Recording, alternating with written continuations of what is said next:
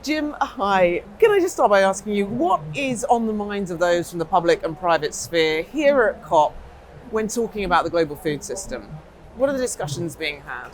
Yeah, I think it's a great question. There's a lot of things on people's minds right now. Obviously, food security, given what's going on in the world, it's been a huge issue, not only because of the war in Ukraine, but also because of climate and climate change and what we're seeing. And so I think, how is the world going to provide food to 8 million, 9 million, billion, 10 billion people going forward is a big question.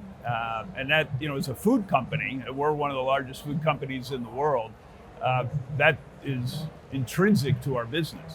How do we make sure that now, 5 years from now, 10 years from now, we can have crops that we can use to produce the foods and beverages that consumers love. And so that for us, the real priorities here are around how do we scale regenerative agriculture, how do we finance regenerative agriculture, and how do we make sure that all the other things around that, things like water usage, things like, honestly, the clean energy, an important part of it, as a part of the broader climate conversation. How do all those things advance? That's really what we're trying to do at PepsiCo. Why is it so important that food companies like PepsiCo and other big household names are leading the way and seem to be leading the way in climate action? Well, we're really a huge agricultural company. Between our foods and our beverages, and most people think of PepsiCo as a beverage company, and of course we are, but we're actually an even bigger food company. And in any given year, we use the products of about 7 million acres or 2.8 million hectares. So we need food, we need crops to be able to produce our products. And to do that, we feel like we not only want to, but need to take a leadership position.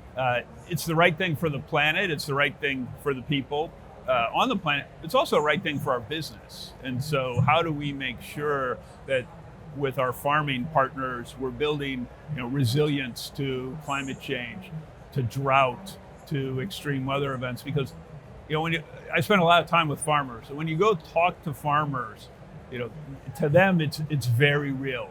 Farmers are business people, and they get one shot a year to get it right, and they know what it takes, and they know what the risks are. And so how do we help them be more resilient, more effective at being able to do that with this huge change going on around us? And tell me more about regenerative agriculture and why it's such a critical tool. Regenerative agriculture is nothing more than practices that help build resilience and build soil health and help make a farmer's livelihood more secure and better. And so we really work with farmers and a whole bunch of other partners.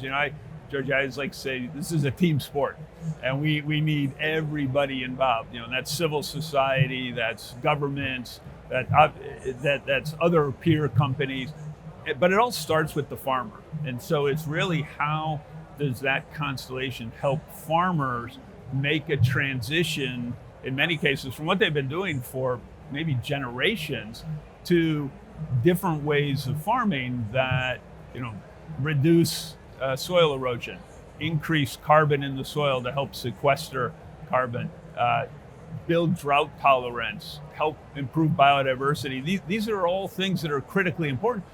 And sometimes farmers need some help in that transition, and it's really three things. It's financial, it's technical advice, how do I grow things differently?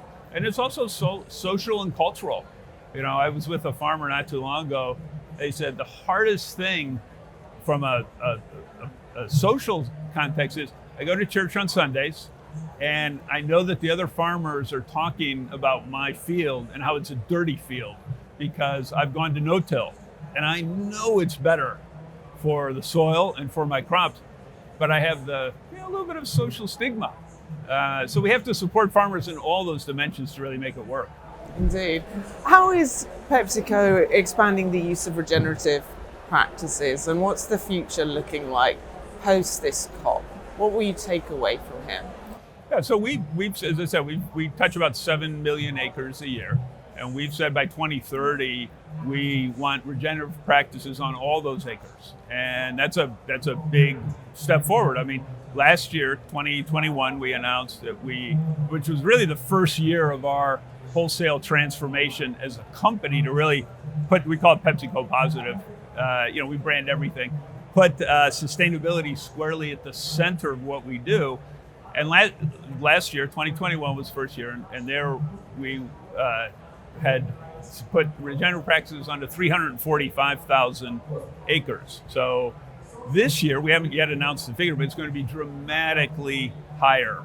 And 2023, yet again, is our aspiration and goal. So it's really about how do we scale very quickly. And to do that, again, we need a lot of help from a lot of different places. So coming out of COP, and here, we're looking to engage people, again, civil society, governments, other companies. How do we do that together collectively? Because farmers don't just grow for us. They're part of an ecosystem in a community, and you have to address that. It's really a systemic change, not just what does one farmer do in one place for one crop. And if you don't approach it that way, you're never going to get the permanent change you need. Jim, thanks so much.